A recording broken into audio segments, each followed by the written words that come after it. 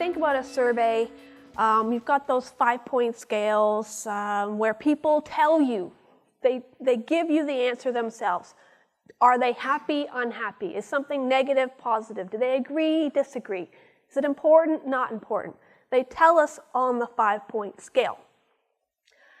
In the case of social media research, what happens instead is the researcher checks off the boxes for the participants.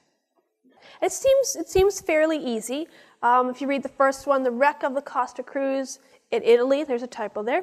What a horror and shame. So you can't go wrong here. A wreck, horror, and shame. This is negative. There's no other way to think about this particular one. Death toll from the Italian cruise rises to 13. Death toll, there's no way around that. That's pretty darn negative. On the other side, best price of the year. Going to be a great one.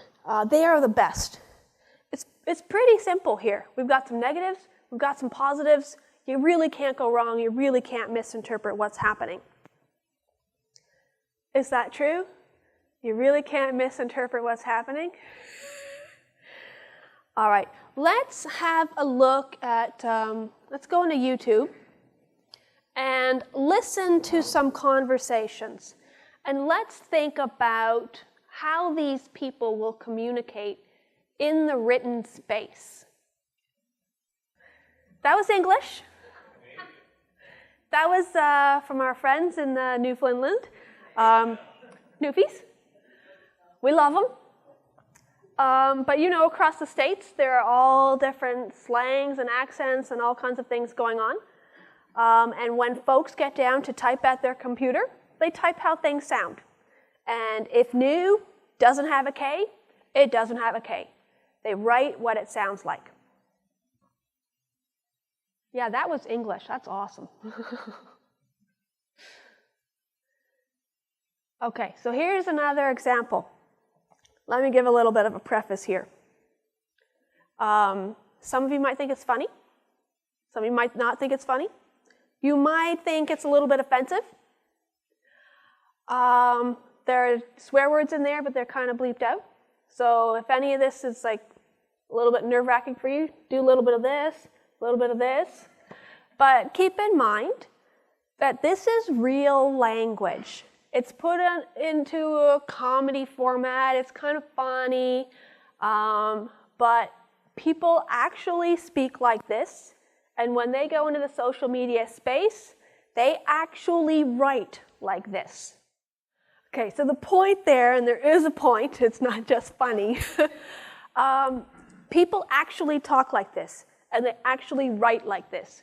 If you decide that it is too difficult to understand, that it's too complicated, takes too much time, you are going to miss out on the sentiment, the opinions from a large group of people. Now you've got all the comments about this particular brand, and you're basically taking out this section and throwing it in the garbage. Their opinion doesn't matter. And that's not what we want to do. These verbatims are directly out of our database. I didn't touch them. I didn't tweak them. This is exactly what we have. So I invite you, read a few of them. You will need a few minutes. Cadbury tee-hee-hee. Which one's your favorite? I like them all. I think that is a swear word, the E-I-S-H. On a fine weather like this, somebody's craving for a Cadbury chocolate. Never ever never chew Cadbury, I don't know what that is, in front of your man or any other cute fellow, not cute at all. There's tons of sentiment in this stuff. And some of it is simply subculture. Some of it is, I'm being cool, look how I can write like this. Nobody else can read what I'm writing. But this is common language we see all the time. It's funny, but there are opinions, and we need to include it in the work we're doing.